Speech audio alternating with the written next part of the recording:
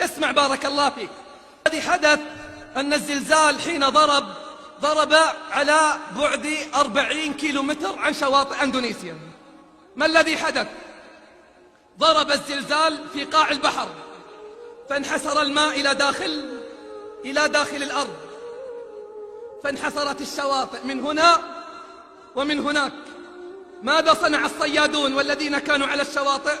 رأوا الأسماك حية هنا وهناك على مدى 2 كيلو داخل البحر، فدخلوا إلى داخل البحر يلتقطون الأسماك.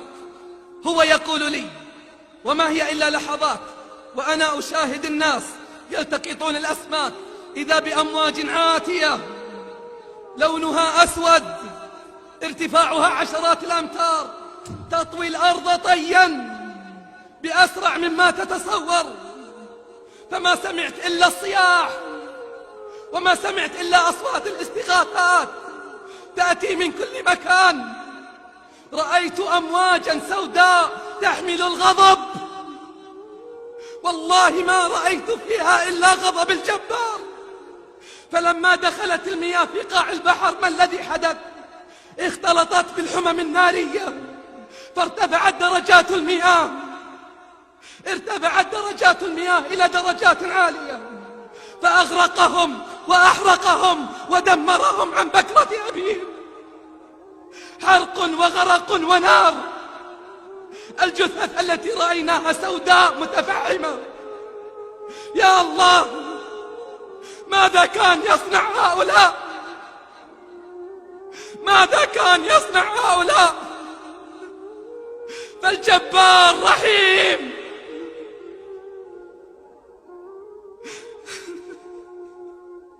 الجبار رحيم، لكنهم أغضبوا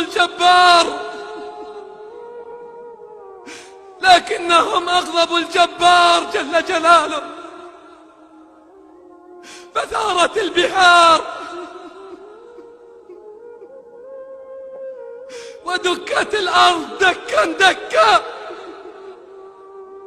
ومادت الجبال بمن عليها، فأرسل الرحمن صوتا من العذاب. يا الله، ماذا كان يصنع أولئك القوم؟ ماذا كان يصنع أولئك القوم؟ حتى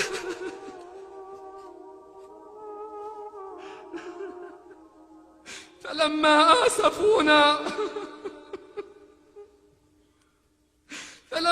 آسفونا انتقمنا منهم. سألتهم: ماذا كان يصنع على تلك الشواطئ؟ ماذا كان يصنع على تلك الديار؟ إنه الظلم، ظلم بني الإنسان، ظلمهم لأنفسهم وظلمهم لغيرهم حين تعدوا على المحارم وحين تعدوا على الآخرين. انتشر بينهم الزنا، وانتشرت بينهم الفواحش والمنكرات، وانتشر بينهم أمر عظيم أعظم من هذا كله. كانوا لا يتناهون عن منكر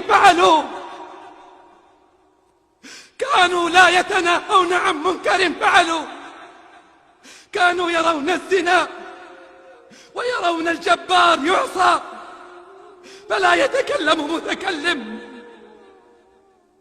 لعن الذين كفروا من بني إسرائيل على لسان داود وعيسى ابن مريم، ذلك بما عصوا وكانوا يعتدون. كانوا لا يتناهون عن منكر فعلوه، كانوا لا يتناهون عن منكر فعلوه. لبئس ما كانوا يفعلون. أصبح الزنا أمرا طبيعيا، أصبحوا يزنون أمام مرأى ومسمع من بعضهم البعض. أبناء المسلمين يزنون بالمسلمات، ويأتي النصارى من سياح وغيرهم يزنون ببنات المسلمين، ولا أحد ولا أحد ينكر ولا أحد يغار، فغار الجبار، فغار الجبار في سمائه، فأمر البحار وأمر الأرض وأمر الجبال بأمر وكلمة منه، بل في لحظات، بل في دقائق معدودة آلاف الموتى وآلاف من الدمار، ليرينا أنه شديد العقاب. نشرت الفواحش والمنكرات فحل بهم ما حل.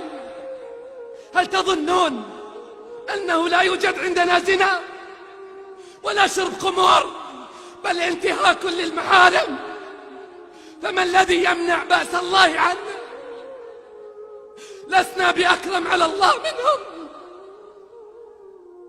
أن نترك أهل المعاصي ونترك أهل المنكرات أن يفعلوا بنا مثل ما فعلوا بهم، نتركهم. ويريد الذين يتبعون الشهوات أن تميلوا ميلا عظيما،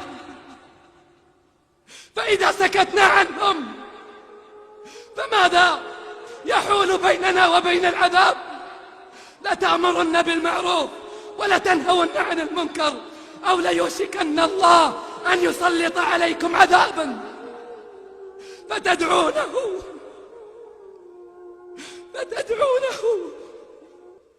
فلا يستجيب لكم. نجاتنا بأمرنا بالمعروف، أن نقول للظالم أنت ظالم، وأن نقول للذين يعصون الله اتقوا الله. والله لن نتركهم، والله لنأمرنهم ولنعطرنهم على الحق عطرا. فإما حياة تسر الصديق وإما ممات يغيظ العدا. والله لن نتركهم، ولن تنجو السفينة إلا بتعاون ركابها، إلا بأمرها بالمعروف، إلا بأمرها بالمعروف ونهيها عن المنكر.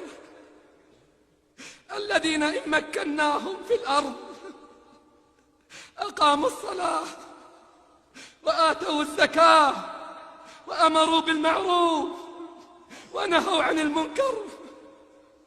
ليس إن مكناهم في الأرض أقاموا الملاعب والملاهي والمهرجانات الغنائية.